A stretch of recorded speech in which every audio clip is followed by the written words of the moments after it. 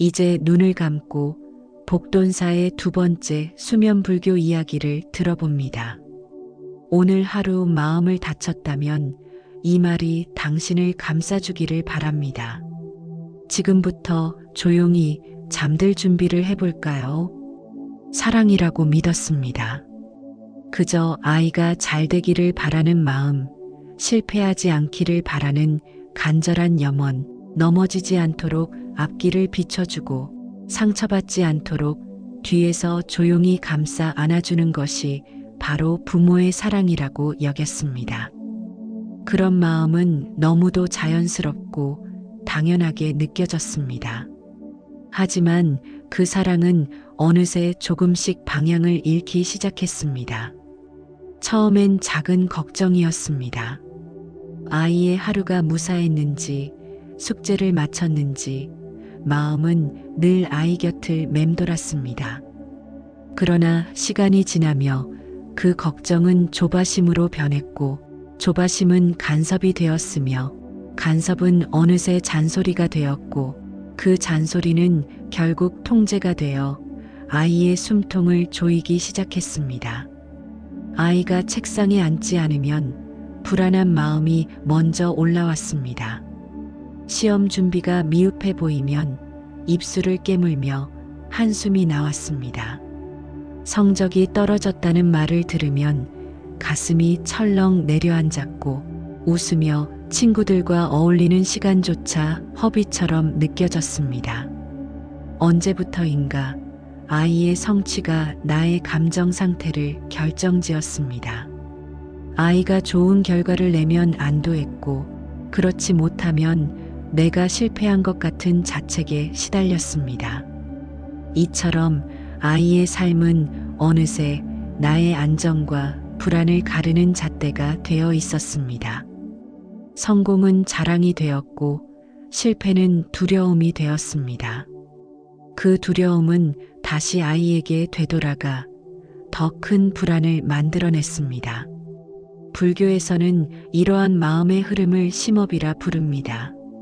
겉으로는 아무 말도 하지 않았더라도, 몸으로는 어떤 행동도 하지 않았더라도 우리 마음속에서 일어나는 불안과 기대, 조급함은 고스란히 아이에게 전해지는 업이 된다고 말합니다. 심업은 말보다 빠르며 행동보다 강하게 작용합니다. 말 한마디 없이 그저 한숨을 쉬었을 뿐인데 아이의 얼굴은 긴장으로 굳어졌고 눈빛이 흔들렸습니다. 그 한순간의 표정, 그 짧은 침묵, 그 안에 담긴 감정들은 아이에게 조건부 사랑이라는 인식을 심어주었습니다. 공부를 잘해야 사랑받을 수 있다. 성공해야만 기뻐해 줄 것이다. 이러한 생각은 아이의 마음을 닫게 만들고 스스로를 억누르는 방향으로 흐르게 합니다. 저는 사랑한다고 생각했습니다. 그러나 아이는 불안하다고 느꼈습니다. 이 어긋난 감정의 전달은 아주 작게 시작되었지만 시간이 흐를수록 깊어졌고 결국에는 관계의 중심까지 흔들리게 만들었습니다. 진정한 사랑은 아이가 자신답게 살아갈 수 있도록 조용히 곁에서 응원해주는 것입니다. 지켜보되 억누르지 않고 기대하되 조급하지 않으며 무너지지 않도록 마음으로 감싸주는 것, 그것이야말로 업이 되지 않는 사랑입니다. 한 아이가 있었습니다. 중학교 2학년이었고 항상 조용하고 또 어른들이 시키는 말을 잘 따르는 아이였다고 합니다. 학교 선생님들도 얌전하고 착한 학생이에요 라고 이야기했으며 주변 친구들도 조용하지만 좋은 애야 라고 평했습니다. 하지만 그 아이의 어머니는 늘 마음이 무거우셨습니다. 아들이 너무 말이 없다고 느끼셨고 속마음을 잘 드러내지 않는 모습에 답답함과 걱정을 동시에 느끼셨다고 합니다. 왜 이렇게 감정을 숨기기만 할까?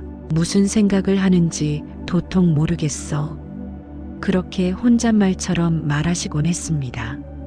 아들은 그런 어머니의 시선을 말 한마디까지도 놓치지 않고 느끼고 있었습니다.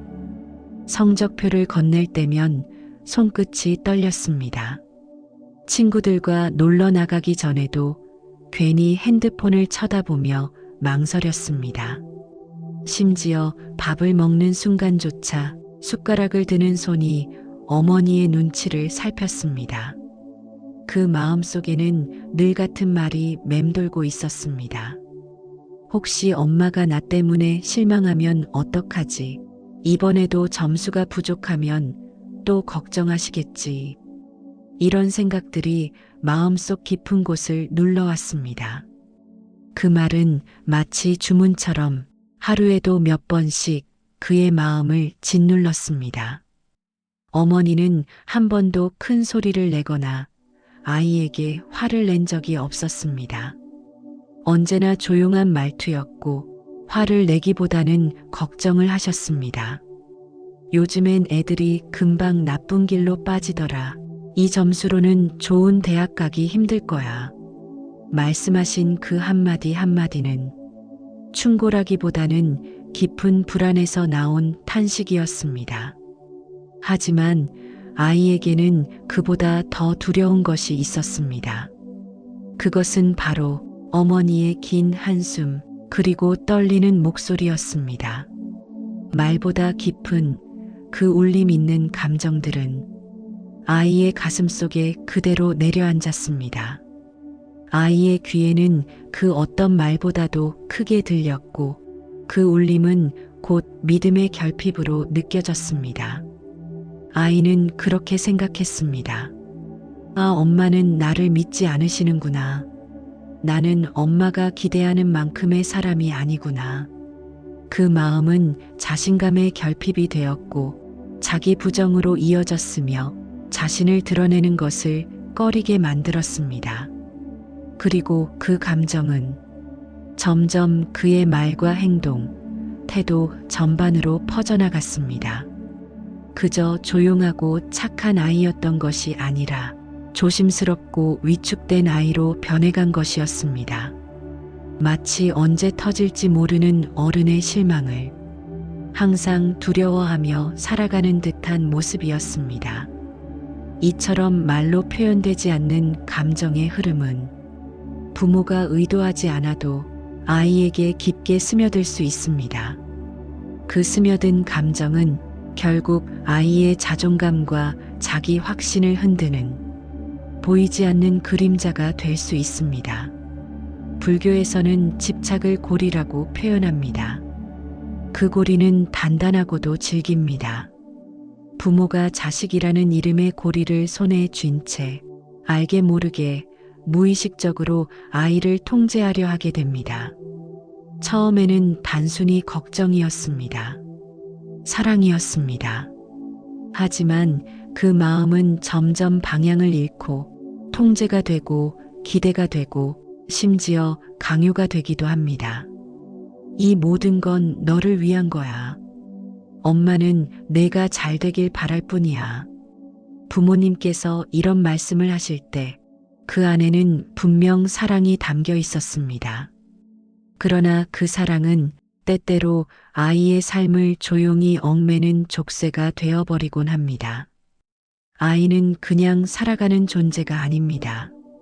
잘 되어야만 하는 존재로 자기를 인식하게 됩니다. 자유롭게 자기 삶을 설계하고 표현해야 할 존재가 부모의 기대를 이뤄야만 하는 존재가 되어버리는 것입니다. 엄마가 바라는 길을 가야 해. 이 정도는 해내야 엄마가 안심하지. 그런 생각들이 아이의 마음속에 스며들면서 자신의 길이 아닌 부모의 설계도 위를 따라가는 삶을 살게 됩니다. 부모의 불안은 정말 아이를 위한 것일까요? 가만히 마음을 들여다보면 그 불안은 어쩌면 자녀 때문이 아니라 내 마음속의 허전함과 공허함, 해결되지 않은 불안과 두려움을 덮기 위한 방편일 수 있습니다. 아이의 삶이 흔들릴까봐 무서운 것이 아니라 사실은 내가 무너질까 두려운 건 아닐까요? 아이의 실패가 걱정되는 것이 아니라 그 실패로 인해 나의 존재감이 흔들릴까봐 두려운 것일 수도 있습니다. 그렇기에 부모는 자주 아이를 통해 자신의 내면을 안정시키고자 합니다. 내가 잘 되면 나는 괜찮아질 수 있어. 이런 무의식적인 기대는 결국 아이에게 너무 무거운 짐이 됩니다. 부모의 욕망이 사랑이라는 이름으로 포장될 때 그것은 자녀의 삶을 통제하고 조종하려는 마음으로 번지게 됩니다. 이 마음이 바로 불교에서 말하는 심업의 시작입니다. 심업은 눈에 보이지 않습니다. 말로도 드러나지 않을 수 있습니다. 하지만 그 마음의 파동은 고요하게 그러나 깊게 자녀의 영혼을 흔듭니다. 엄마는 널 믿고 있어 라고 말하면서도 마음속에서는 그래도 이 길을 가야 해 라고 생각하는 순간 그 진동은 아이에게 고스란히 전달됩니다. 진정한 사랑은 내가 바라는 길로 이끌기보다 아이 스스로의 길을 찾을 수 있도록 조용히 지켜봐 주는 것입니다. 사랑이라는 이유로 불안과 욕망을 정당화하지 않기 위해 우리는 오늘도 자신의 마음을 돌아보아야 합니다. 아이의 삶을 빛나게 하고 싶다면 먼저 내 마음의 그림자부터 살펴보아야 합니다. 심업은 참으로 깊습니다. 겉으로는 아무 말이 없어도 그 마음의 진동은 먼저 전달됩니다. 말은 때때로 포장이 됩니다. 겉으로는 부드럽고 다정한 말이 오가지만 그 속엔 숨기고 싶은 불안이 자리하고 있습니다. 표정은 그 말의 포장지와도 같습니다. 눈빛, 입꼬리의 떨림, 미세한 한숨 하나에도 마음은 고스란히 담겨 있습니다. 그리고 그 아래에는 말과 표정을 관통하는 더 근원적인 울림이 존재합니다. 바로 마음의 진동입니다. 그 진동은 조용히 흘러나와 상대방의 마음 깊은 곳으로 스며듭니다. 아이는 알고 있습니다. 아주 어릴 적부터 어른들의 말보다 마음을 먼저 느껴왔습니다. 엄마가 지금 무서워하고 계시구나. 엄마가 내 선택이 틀릴까봐, 자신의 인생까지 흔들릴까봐 두려워하고 계시구나.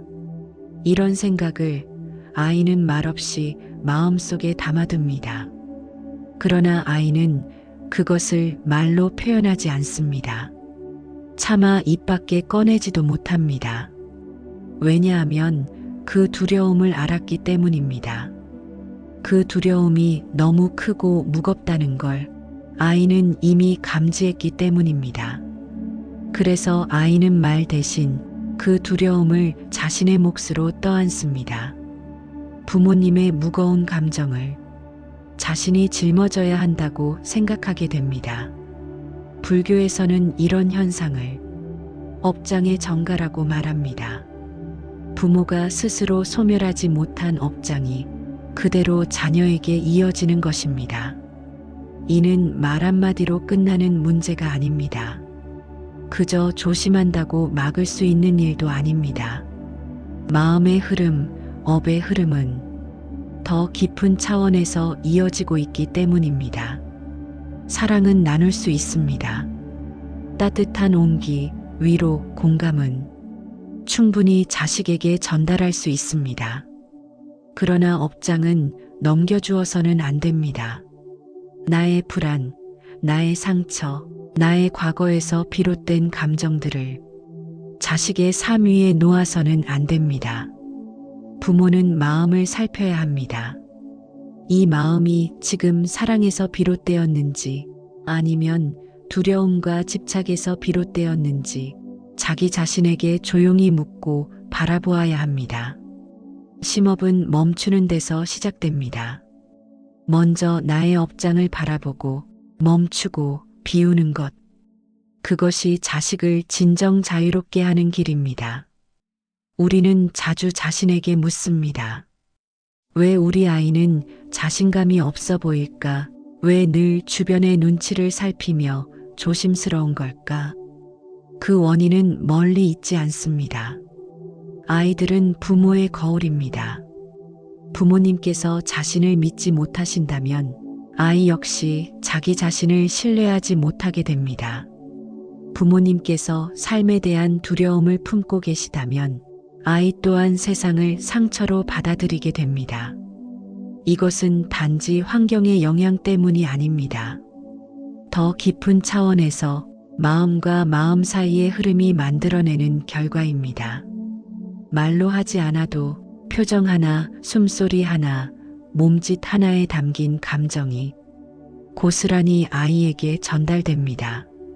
마음의 기류는 말보다 훨씬 더 정교하며 더 빠르게 전달됩니다.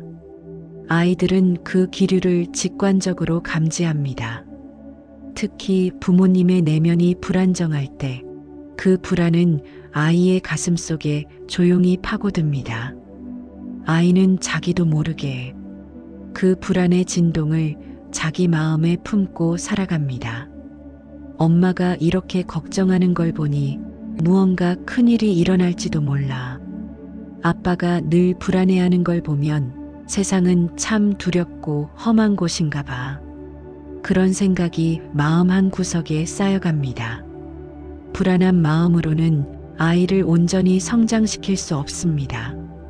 사랑이 담긴 말도 불안한 마음에서 비롯되면 아이에게는 부담이 되고 경우에 따라 상처가 될 수 있습니다. 부모님의 심리 상태는 단순히 개인의 문제가 아니라 아이의 인생에도 큰 영향을 미치는 씨앗이 됩니다. 그 씨앗이 자라 아이의 성격이 되고 행동이 되고 삶의 방향이 되어버립니다. 불교에서는 이를 심업이 자식에게 영향을 미치는 방식이라고 이야기합니다. 겉으로 드러나지 않더라도 부모의 마음이 만들어내는 에너지는 아이의 마음밭에 그대로 스며들어 그들의 업이 됩니다. 부모가 자신을 믿고 삶을 긍정하며 미래를 신뢰하는 모습을 보일 때 아이 역시 안정된 눈빛으로 세상을 마주하게 됩니다. 그러므로 우리는 자주 우리 마음의 뿌리를 살펴야 합니다. 내가 지금 품고 있는 감정이 아이에게 어떤 업으로 전해지고 있는지를 깊이 성찰해야 할 때입니다. 한 대학 입시 컨설팅을 하시던 어느 스님께서 참으로 인상 깊은 말씀을 해주셨습니다. 아이에게 칭찬을 하실 때 그 칭찬에 성과라는 조건을 붙이지 마십시오. 그것은 축복이 아니라 오히려 업의 씨앗이 됩니다. 이 말씀이었습니다. 예를 들어 성적이 오르니까 기특하네. 이 말은 겉보기엔 따뜻한 격려처럼 보이지만 그 안에는 보이지 않는 조건이 숨겨져 있습니다. 그 말을 들은 아이는 무의식 속에서 이렇게 느끼게 됩니다. 나는 성적이 좋을 때에만 인정받는구나. 내가 잘했을 때만 사랑받는 거구나. 이러한 생각이 쌓이면 아이의 내면은 조금씩 왜곡되기 시작합니다. 자기 존재의 본질보다 성과와 결과로만 자신을 바라보게 되고 그 기준에 도달하지 못할 때에는 자신을 미워하거나 부끄러워하게 됩니다. 불교에서는 이러한 마음의 굴레를 매우 중요하게 다룹니다. 그것이 바로 조건부 수용이라는 업이기 때문입니다. 그리고 이 업은 단지 한순간의 감정으로 끝나지 않습니다. 아이의 자존감에 뿌리를 내리고 삶 전체를 평가받는 경쟁의 장으로 바꾸게 됩니다.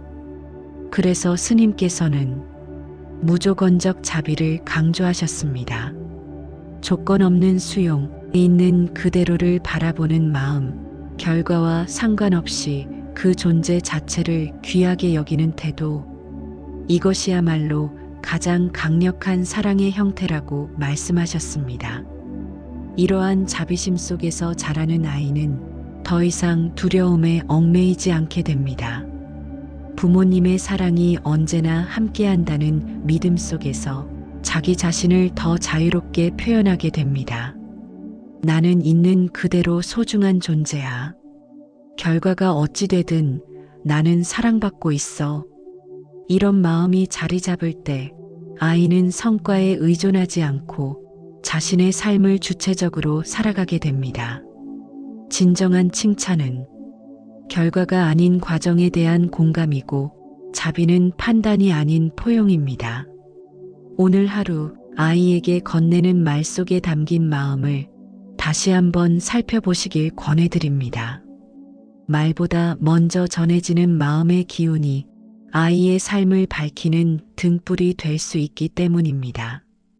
부모님의 삶이 힘드셨다면 그 고단한 만큼은 자녀의 삶에서 조금은 덜어지기를 바라시는 마음 충분히 이해됩니다. 부모로서 바라는 것은 결국 자식이 나보다 편안하고 나보다 나은 삶을 살았으면 하는 간절한 마음이니까요. 그러나 그 따뜻한 바람조차도 때로는 자녀에게는 보이지 않는 짐이 되어 마음을 무겁게 하기도 합니다. 나는 엄마 아빠처럼 살지 않으려면 무조건 성공해야 해. 이 말은 겉으로 보면 자기 자신을 향한 다짐처럼 보입니다.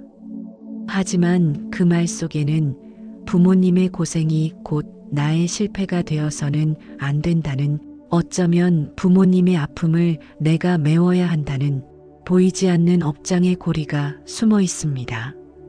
그렇게 자녀는 생각하게 됩니다. 내가 더 행복해야만 엄마 아빠가 헛고생하지 않은 게 돼.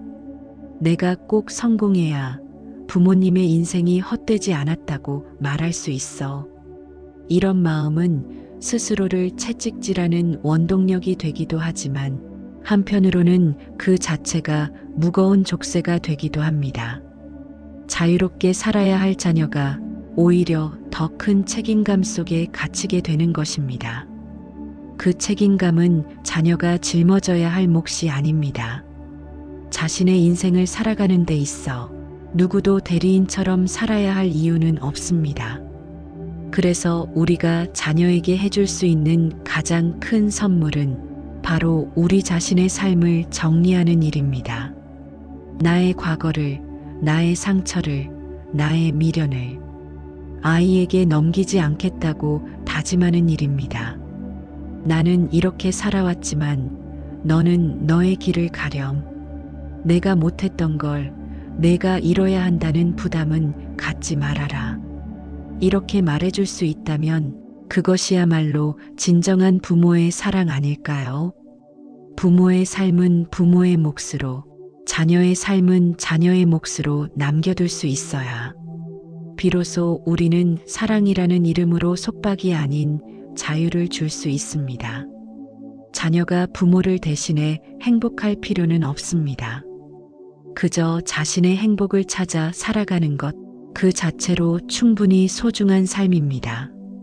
그러므로 부모님께서는 무엇보다 먼저 자신의 불안을 바라보실 필요가 있습니다. 자녀를 통제하려는 마음이 들기 전에 나는 왜 이 아이를 통제하고 싶어지는 걸까? 하고 스스로에게 질문을 던져보는 것이 중요합니다.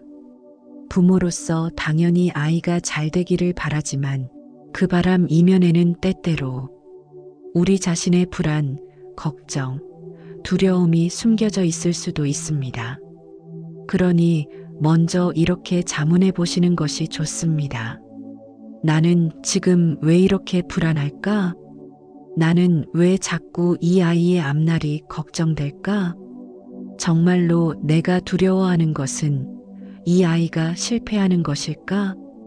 아니면 나의 부모로서의 부족함이 드러나는 것이 두려운 걸까? 이러한 질문들은 단순한 고민이 아닙니다. 바로 마음을 챙기고 스스로를 바라보는 연습이 됩니다. 요즘 말로는 마인드풀니스, 불교 용어로는 관심이라고 하지요. 자신의 마음을 가만히 들여다보고 그 안에 자리한 감정들과 생각의 흐름을 지켜보는 것입니다. 마음속에 떠오르는 집착이나 고정된 생각 또는 이래야만 한다는 조급함을 그저 있는 그대로 바라보는 것, 그리고 그것이 나를 어떻게 움직이게 하는지를 알아차리는 것. 그것이 바로 관심이며 진정한 마음 챙김입니다. 부모가 먼저 자기 마음을 이해할 수 있을 때 비로소 아이의 마음도 있는 그대로 받아들일 수 있게 됩니다. 부모가 자신의 불완전함을 인정할 수 있을 때 아이의 부족함도 용납할 수 있는 여유가 생깁니다. 이런 마음가짐은 자녀와의 관계에 커다란 변화를 가져옵니다. 더 이상 자녀를 바꾸려 들기보다는 자녀의 삶을 지켜보며 함께 걸어가는 동반자가 되는 것이지요. 그래서 진짜 부모 수업은 자녀를 위한 특별한 교육 방법을 배우는 것이 아니라 자기 자신의 마음을 먼저 관찰하고 거기에서 비롯되는 불안과 기대를 조용히 바라보는 데서 시작됩니다. 그렇게 내 마음을 이해하고 그 마음을 다잡은 상태에서 자녀를 바라보면 어떤 말, 어떤 행동도 훨씬 더 따뜻하고 명료하게 전달됩니다. 결국 아이를 키운다는 건 나 자신을 먼저 깊이 이해하고 그 이해를 바탕으로 아이와 연결되는 과정이라고 할 수 있습니다. 말은 생각보다 쉽게 바꿀 수 있습니다. 행동도 조금만 마음을 먹으면 달라질 수 있습니다. 하지만 마음은 그리 쉽게 바뀌지 않습니다. 그래서 더더욱 날마다 새벽이 올 때마다 기도하듯이 조용히 자신의 마음을 들여다보아야 합니다. 오늘 나는 혹시 불안한 감정으로 아이를 옥죄지는 않았는가? 내가 무심코 던진 그 한마디 말이 아이의 삶에 무거운 그림자를 들이우지는 않았는가? 그런 질문을 스스로에게 던지는 것, 그것이야말로 진짜 부모의 공부입니다. 부처님께서는 말씀하셨습니다. 지극한 자각만이 업의 고리를 끊는 첫걸음이라고요. 아이를 바꾸려고 애쓰기 전에 먼저 내 안의 불안을 해체하는 것부터 시작해야 합니다. 아이를 키우는 일은 결국 마음의 일입니다. 말로 되는 게 아닙니다. 마음으로 길러야 합니다. 아이의 운명은 부모의 마음에서 비롯됩니다. 내가 무엇을 말하느냐보다 내가 어떤 마음을 품고 있느냐가 아이에게 더 큰 영향을 줍니다. 그러니 집착이 아니라 자비로, 불안이 아니라 신뢰로, 통제가 아니라 이해로 아이를 바라보셔야 합니다. 이 세 가지 마음이 바로 아이의 삶을 맑고 단단하게 만들어줍니다. 오늘 밤 아이가 잠든 얼굴을 바라보실 때 말 한마디 하지 않아도 괜찮습니다. 조용히 다가가 아이의 이마에 손을 얹어 보십시오. 그 따뜻한 손길 하나에 부모의 마음은 전해집니다. 그 마음은 말보다 깊고 오래 남습니다. 아무 말이 없어도 부드럽고 따뜻한 그 마음이 아이의 내일을 바꾸어 놓을 수 있습니다. 업이란 거창한 사건으로 만들어지는 것이 아닙니다. 매일의 작은 생각, 사소한 감정 하나하나가 차곡차곡 쌓여 업이 되는 것입니다. 오늘 하루 나는 어떤 마음으로 살았는가? 지금 이 순간 나는 아이에게 어떤 업을 짓고 있는가? 그 질문을 마음속에 새기며 다시 한번 오늘의 밤을 마주하셔도 좋겠습니다. 지금까지의 이야기를 잘 들으셨다면 지금부터는 같은 이야기, 같은 울림을 조금 더 천천히 반복해 드립니다. 아직 잠이 들지 않으셨다면 두 번째 이야기는 더 깊은 이완과 함께 이어집니다. 이제 눈을 감고 복돈사의 두 번째 수면 불교 이야기를 들어봅니다. 오늘 하루 마음을 다쳤다면 이 말이 당신을 감싸주기를 바랍니다. 지금부터 조용히 잠들 준비를 해볼까요? 사랑이라고 믿었습니다. 그저 아이가 잘 되기를 바라는 마음, 실패하지 않기를 바라는 간절한 염원, 넘어지지 않도록 앞길을 비춰주고 상처받지 않도록 뒤에서 조용히 감싸 안아주는 것이 바로 부모의 사랑이라고 여겼습니다. 그런 마음은 너무도 자연스럽고 당연하게 느껴졌습니다. 하지만 그 사랑은 어느새 조금씩 방향을 잃기 시작했습니다. 처음엔 작은 걱정이었습니다. 아이의 하루가 무사했는지, 숙제를 마쳤는지, 마음은 늘 아이 곁을 맴돌았습니다. 그러나 시간이 지나며 그 걱정은 조바심으로 변했고, 조바심은 간섭이 되었으며, 간섭은 어느새 잔소리가 되었고, 그 잔소리는 결국 통제가 되어 아이의 숨통을 조이기 시작했습니다. 아이가 책상에 앉지 않으면 불안한 마음이 먼저 올라왔습니다. 시험 준비가 미흡해 보이면 입술을 깨물며 한숨이 나왔습니다. 성적이 떨어졌다는 말을 들으면 가슴이 철렁 내려앉았고 웃으며 친구들과 어울리는 시간조차 허비처럼 느껴졌습니다. 언제부터인가 아이의 성취가 나의 감정 상태를 결정지었습니다. 아이가 좋은 결과를 내면 안도했고 그렇지 못하면 내가 실패한 것 같은 자책에 시달렸습니다. 이처럼 아이의 삶은 어느새 나의 안정과 불안을 가르는 잣대가 되어 있었습니다. 성공은 자랑이 되었고 실패는 두려움이 되었습니다. 그 두려움은 다시 아이에게 되돌아가 더 큰 불안을 만들어냈습니다. 불교에서는 이러한 마음의 흐름을 심업이라 부릅니다. 겉으로는 아무 말도 하지 않았더라도, 몸으로는 어떤 행동도 하지 않았더라도 우리 마음속에서 일어나는 불안과 기대, 조급함은 고스란히 아이에게 전해지는 업이 된다고 말합니다. 심업은 말보다 빠르며 행동보다 강하게 작용합니다. 말 한마디 없이 그저 한숨을 쉬었을 뿐인데 아이의 얼굴은 긴장으로 굳어졌고 눈빛이 흔들렸습니다.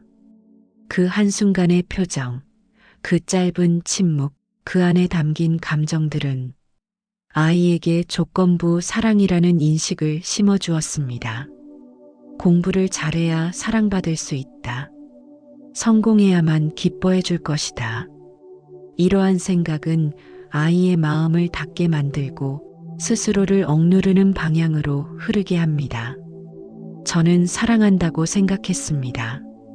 그러나 아이는 불안하다고 느꼈습니다. 이 어긋난 감정의 전달은 아주 작게 시작되었지만 시간이 흐를수록 깊어졌고 결국에는 관계의 중심까지 흔들리게 만들었습니다. 진정한 사랑은 아이가 자신답게 살아갈 수 있도록 조용히 곁에서 응원해주는 것입니다. 지켜보되 억누르지 않고 기대하되 조급하지 않으며 무너지지 않도록 마음으로 감싸주는 것, 그것이야말로 업이 되지 않는 사랑입니다. 한 아이가 있었습니다. 중학교 2학년이었고 항상 조용하고 또 어른들이 시키는 말을 잘 따르는 아이였다고 합니다. 학교 선생님들도 얌전하고 착한 학생이에요 라고 이야기했으며 주변 친구들도 조용하지만 좋은 애야 라고 평했습니다. 하지만 그 아이의 어머니는 늘 마음이 무거우셨습니다.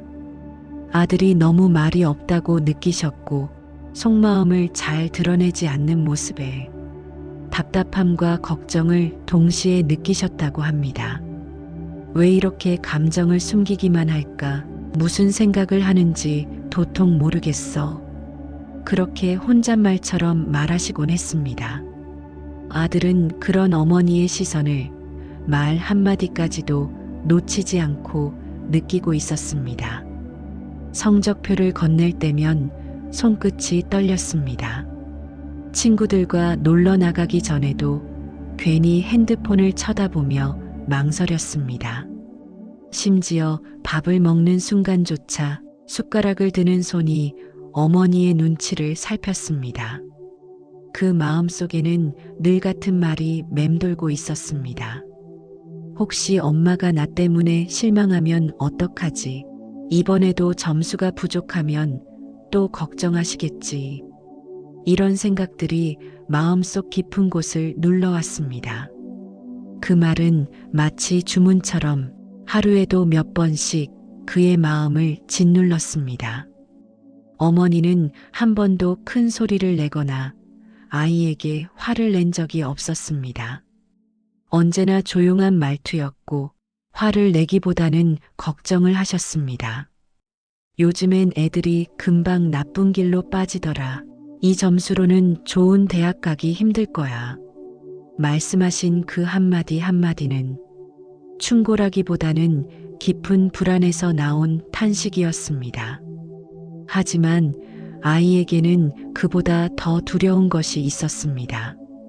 그것은 바로 어머니의 긴 한숨 그리고 떨리는 목소리였습니다. 말보다 깊은 그 울림 있는 감정들은 아이의 가슴 속에 그대로 내려앉았습니다. 아이의 귀에는 그 어떤 말보다도 크게 들렸고 그 울림은 곧 믿음의 결핍으로 느껴졌습니다. 아이는 그렇게 생각했습니다. 아, 엄마는 나를 믿지 않으시는구나.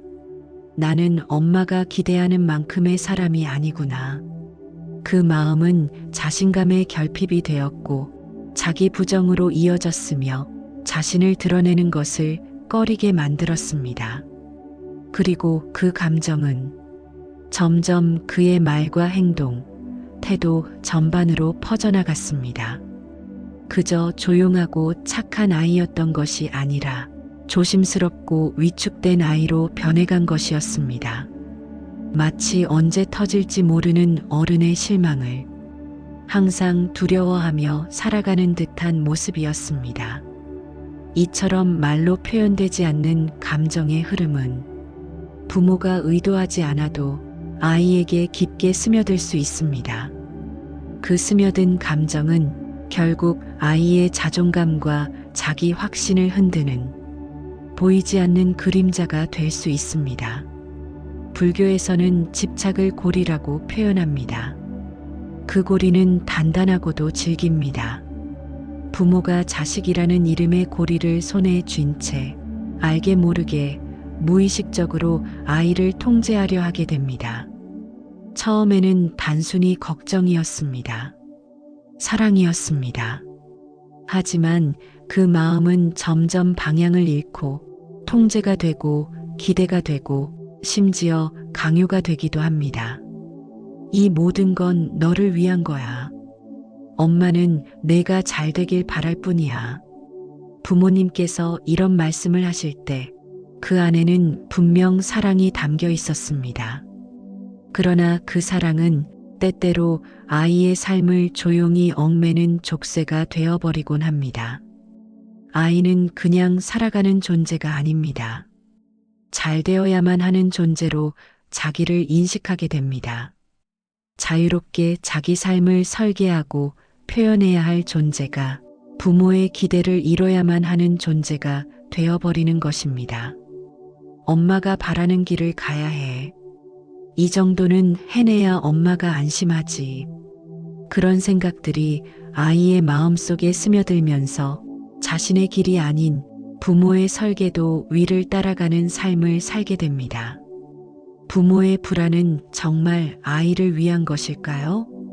가만히 마음을 들여다보면 그 불안은 어쩌면 자녀 때문이 아니라 내 마음속의 허전함과 공허함, 해결되지 않은 불안과 두려움을 덮기 위한 방편일 수 있습니다. 아이의 삶이 흔들릴까봐 무서운 것이 아니라 사실은 내가 무너질까 두려운 건 아닐까요? 아이의 실패가 걱정되는 것이 아니라 그 실패로 인해 나의 존재감이 흔들릴까봐 두려운 것일 수도 있습니다. 그렇기에 부모는 자주 아이를 통해 자신의 내면을 안정시키고자 합니다. 내가 잘 되면 나는 괜찮아질 수 있어. 이런 무의식적인 기대는 결국 아이에게 너무 무거운 짐이 됩니다. 부모의 욕망이 사랑이라는 이름으로 포장될 때 그것은 자녀의 삶을 통제하고 조종하려는 마음으로 번지게 됩니다. 이 마음이 바로 불교에서 말하는 심업의 시작입니다. 심업은 눈에 보이지 않습니다. 말로도 드러나지 않을 수 있습니다. 하지만 그 마음의 파동은 고요하게, 그러나 깊게 자녀의 영혼을 흔듭니다. 엄마는 널 믿고 있어 라고 말하면서도 마음속에서는 그래도 이 길을 가야 해 라고 생각하는 순간 그 진동은 아이에게 고스란히 전달됩니다. 진정한 사랑은 내가 바라는 길로 이끌기보다 아이 스스로의 길을 찾을 수 있도록 조용히 지켜봐 주는 것입니다. 사랑이라는 이유로 불안과 욕망을 정당화하지 않기 위해 우리는 오늘도 자신의 마음을 돌아보아야 합니다. 아이의 삶을 빛나게 하고 싶다면 먼저 내 마음의 그림자부터 살펴보아야 합니다. 심업은 참으로 깊습니다. 겉으로는 아무 말이 없어도 그 마음의 진동은 먼저 전달됩니다. 말은 때때로 포장이 됩니다. 겉으로는 부드럽고 다정한 말이 오가지만 그 속엔 숨기고 싶은 불안이 자리하고 있습니다. 표정은 그 말의 포장지와도 같습니다. 눈빛, 입꼬리의 떨림, 미세한 한숨 하나에도 마음은 고스란히 담겨 있습니다. 그리고 그 아래에는 말과 표정을 관통하는 더 근원적인 울림이 존재합니다. 바로 마음의 진동입니다. 그 진동은 조용히 흘러나와 상대방의 마음 깊은 곳으로 스며듭니다. 아이는 알고 있습니다. 아주 어릴 적부터 어른들의 말보다 마음을 먼저 느껴왔습니다. 엄마가 지금 무서워하고 계시구나. 엄마가 내 선택이 틀릴까봐, 자신의 인생까지 흔들릴까봐 두려워하고 계시구나. 이런 생각을 아이는 말없이 마음속에 담아둡니다. 그러나 아이는 그것을 말로 표현하지 않습니다. 차마 입 밖에 꺼내지도 못합니다. 왜냐하면 그 두려움을 알았기 때문입니다. 그 두려움이 너무 크고 무겁다는 걸 아이는 이미 감지했기 때문입니다. 그래서 아이는 말 대신 그 두려움을 자신의 몫으로 떠안습니다. 부모님의 무거운 감정을 자신이 짊어져야 한다고 생각하게 됩니다.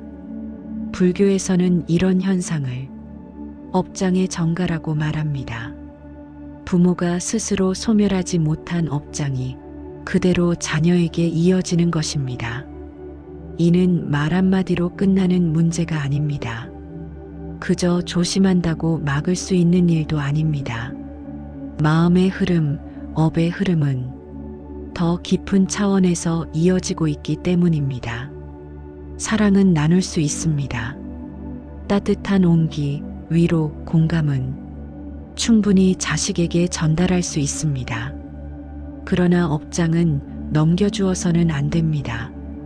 나의 불안, 나의 상처, 나의 과거에서 비롯된 감정들을 자식의 삶 위에 놓아서는 안 됩니다. 부모는 마음을 살펴야 합니다. 이 마음이 지금 사랑에서 비롯되었는지 아니면 두려움과 집착에서 비롯되었는지 자기 자신에게 조용히 묻고 바라보아야 합니다. 심업은 멈추는 데서 시작됩니다. 먼저 나의 업장을 바라보고 멈추고 비우는 것. 그것이 자식을 진정 자유롭게 하는 길입니다. 우리는 자주 자신에게 묻습니다.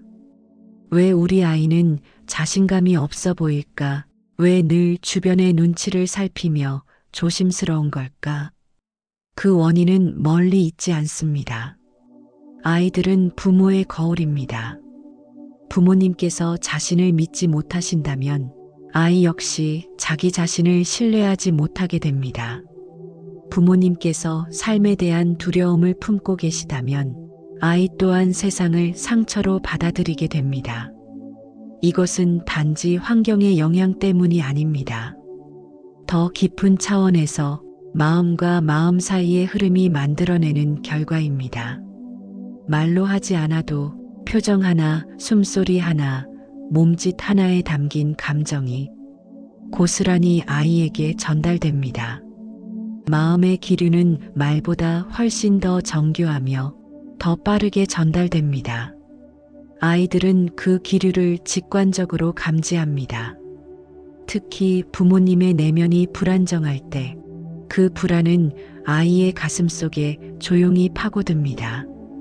아이는 자기도 모르게 그 불안의 진동을 자기 마음에 품고 살아갑니다. 엄마가 이렇게 걱정하는 걸 보니 무언가 큰일이 일어날지도 몰라. 아빠가 늘 불안해하는 걸 보면 세상은 참 두렵고 험한 곳인가 봐. 그런 생각이 마음 한 구석에 쌓여갑니다. 불안한 마음으로는 아이를 온전히 성장시킬 수 없습니다. 사랑이 담긴 말도 불안한 마음에서 비롯되면 아이에게는 부담이 되고 경우에 따라 상처가 될 수 있습니다. 부모님의 심리 상태는 단순히 개인의 문제가 아니라 아이의 인생에도 큰 영향을 미치는 씨앗이 됩니다. 그 씨앗이 자라 아이의 성격이 되고 행동이 되고 삶의 방향이 되어버립니다. 불교에서는 이를 심업이 자식에게 영향을 미치는 방식이라고 이야기합니다. 겉으로 드러나지 않더라도 부모의 마음이 만들어내는 에너지는 아이의 마음밭에 그대로 스며들어 그들의 업이 됩니다. 부모가 자신을 믿고 삶을 긍정하며 미래를 신뢰하는 모습을 보일 때 아이 역시 안정된 눈빛으로 세상을 마주하게 됩니다. 그러므로 우리는 자주 우리 마음의 뿌리를 살펴야 합니다. 내가 지금 품고 있는 감정이 아이에게 어떤 업으로 전해지고 있는지를 깊이 성찰해야 할 때입니다. 한 대학 입시 컨설팅을 하시던 어느 스님께서 참으로 인상 깊은 말씀을 해주셨습니다.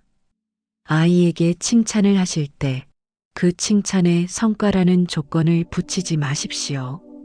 그것은 축복이 아니라 오히려 업의 씨앗이 됩니다. 이 말씀이었습니다.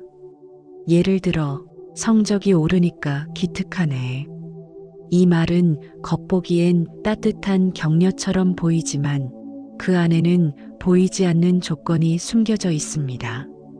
그 말을 들은 아이는 무의식 속에서 이렇게 느끼게 됩니다. 나는 성적이 좋을 때에만 인정받는구나. 내가 잘했을 때만 사랑받는 거구나. 이러한 생각이 쌓이면 아이의 내면은 조금씩 왜곡되기 시작합니다. 자기 존재의 본질보다 성과와 결과로만 자신을 바라보게 되고 그 기준에 도달하지 못할 때에는 자신을 미워하거나 부끄러워하게 됩니다. 불교에서는 이러한 마음의 굴레를 매우 중요하게 다룹니다. 그것이 바로 조건부 수용이라는 업이기 때문입니다. 그리고 이 업은 단지 한순간의 감정으로 끝나지 않습니다.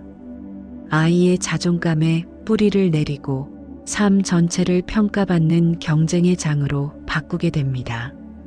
그래서 스님께서는 무조건적 자비를 강조하셨습니다. 조건 없는 수용, 있는 그대로를 바라보는 마음, 결과와 상관없이 그 존재 자체를 귀하게 여기는 태도, 이것이야말로 가장 강력한 사랑의 형태라고 말씀하셨습니다. 이러한 자비심 속에서 자라는 아이는 더 이상 두려움에 얽매이지 않게 됩니다.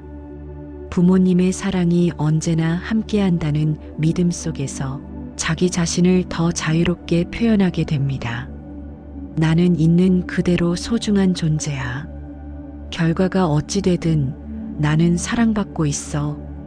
이런 마음이 자리 잡을 때 아이는 성과에 의존하지 않고 자신의 삶을 주체적으로 살아가게 됩니다. 진정한 칭찬은 결과가 아닌 과정에 대한 공감이고 자비는 판단이 아닌 포용입니다. 오늘 하루 아이에게 건네는 말 속에 담긴 마음을 다시 한번 살펴보시길 권해드립니다. 말보다 먼저 전해지는 마음의 기운이 아이의 삶을 밝히는 등불이 될 수 있기 때문입니다.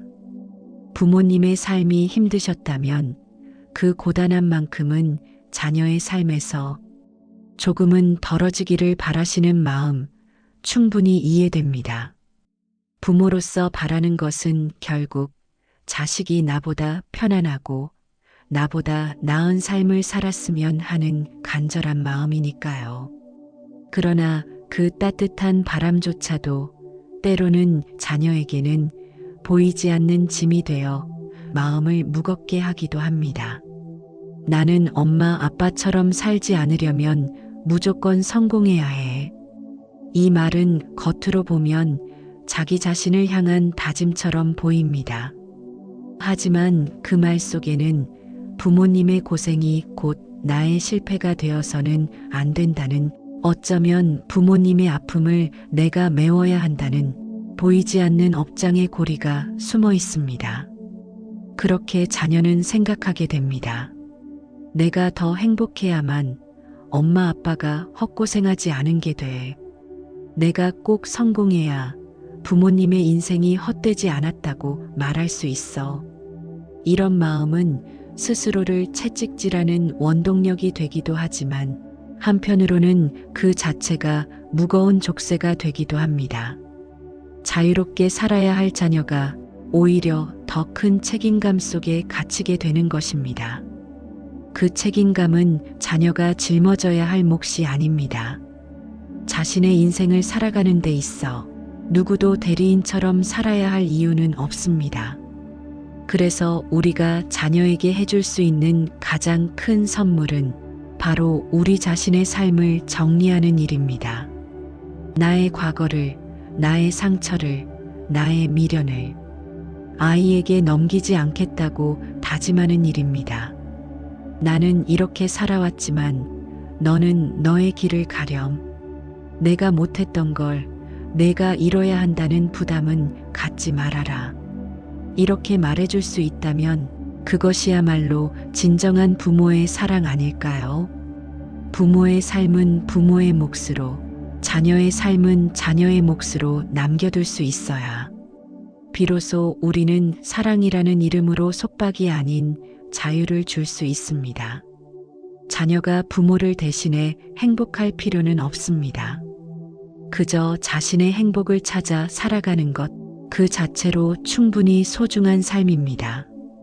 그러므로 부모님께서는 무엇보다 먼저 자신의 불안을 바라보실 필요가 있습니다. 자녀를 통제하려는 마음이 들기 전에 나는 왜 이 아이를 통제하고 싶어지는 걸까? 하고 스스로에게 질문을 던져보는 것이 중요합니다. 부모로서 당연히 아이가 잘 되기를 바라지만 그 바람 이면에는 때때로 우리 자신의 불안, 걱정, 두려움이 숨겨져 있을 수도 있습니다. 그러니 먼저 이렇게 자문해 보시는 것이 좋습니다. 나는 지금 왜 이렇게 불안할까? 나는 왜 자꾸 이 아이의 앞날이 걱정될까?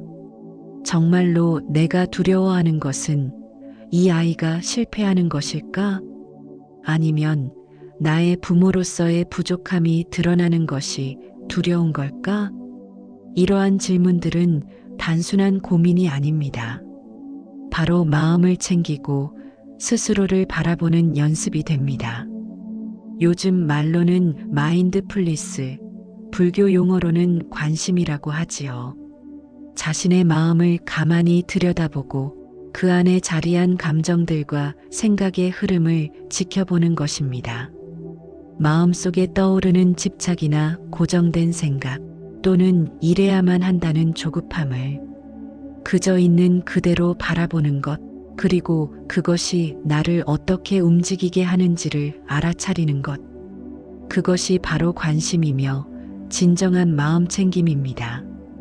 부모가 먼저 자기 마음을 이해할 수 있을 때 비로소 아이의 마음도 있는 그대로 받아들일 수 있게 됩니다.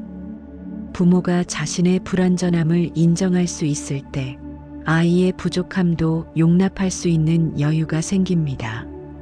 이런 마음가짐은 자녀와의 관계에 커다란 변화를 가져옵니다.